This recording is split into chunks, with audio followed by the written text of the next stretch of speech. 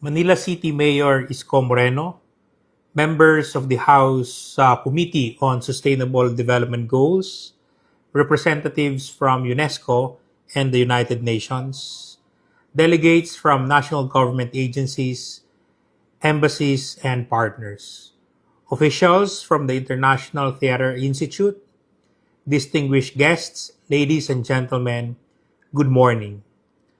As the Philippines chairs the Association of Southeast Asian Nations or ASEAN in 2026 under the leadership of President Ferdinand R. Marcos Jr., we continue to advance poverty eradication, peace building, and environmental stewardship by strengthening regional and global partnerships. In the recent ASEAN Sociocultural Community Council meeting held last March, member states reinforced a people-centered approach to development with emphasis on inclusive growth, social protection, youth empowerment, and climate resilience. These shared priorities emphasize that regional cooperation is most effective when rooted in the realities and aspirations of our people.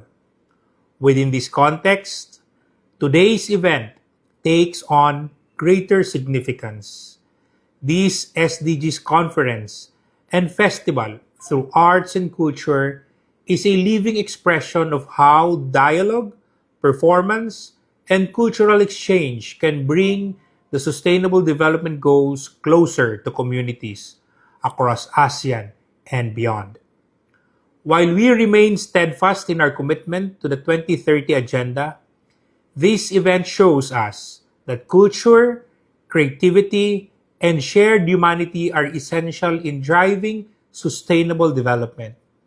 Through the arts, our task is to ensure that the SDGs are not only discussed at the global level, but are understood, embraced, and implemented within our own communities. At the Department of Social Welfare and Development, or the DSWD, our mandate is clear: to serve the poor and vulnerable, empower marginalized sectors, and ensure that no one is left behind. This aligns with the spirit of this gathering, where inclusion is advanced through cultural collaboration and shared expression. Through initiatives such as the SDGs Dance for All Festival Forum, we see how artistic expression becomes a tool for education, dialogue, and solidarity. The participation of indigenous communities underscores an essential principle that sustainable development must respect identity, heritage, and human dignity. Ultimately, this gathering demonstrates that meaningful transformation happens when policy, people, and culture move together with purpose. It is a testament to what nations can achieve through collaboration, grounded in understanding, creativity, and shared responsibility. May this event continue to serve as a bridge connecting the Philippines, ASEAN, and the global community in advancing a future defined by peace, dignity, sustainability, and opportunity for all. Thank you very much.